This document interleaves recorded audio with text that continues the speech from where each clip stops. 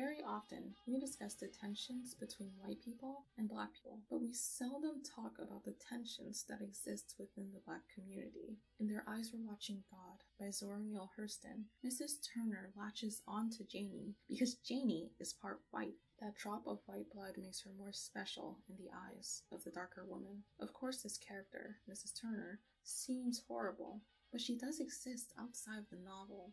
All throughout the black community, there exists the black person who wants to be as close to white as possible. The person who holds on to the belief that if they look a little less black, then maybe they won't be perceived as the same as other black Americans. Maybe they'll be seen as different, less a part of the general mass that is blackness, less invisible. And for black women, there is this idea that the closer a woman is to white, the more beautiful she is. All of these beliefs can be summed up into one word: colorism. An example of colorism within the black community is the brown paper bag test.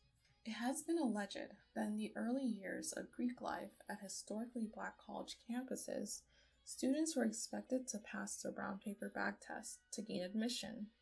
This test also comes up in discussions about club entry during the Harlem Renaissance. But what is the brown paper bag test? For the brown paper bag test, you compare your skin color to the color of the bag. If you're lighter than the brown paper bag, then you pass. But if you're darker, then you fail. But why?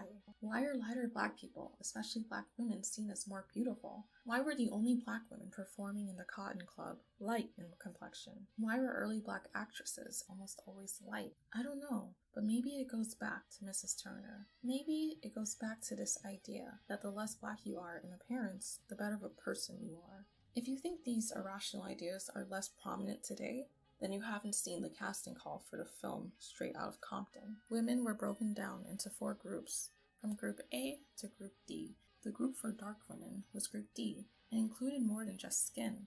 There were traits attached to dark women that were not attached to anyone else. She is poor, she is in bad shape, she is obviously wearing a weave. Not only does this casting call show how the filmmakers view black women of different complexions, but also perpetuates these generalizing stereotypes. Everyone knows that Mrs. Turner is wrong, but not everyone knows that Mrs. Turner is only voicing a bias that many people still share. And if we don't recognize that, then how are we supposed to fix this problem?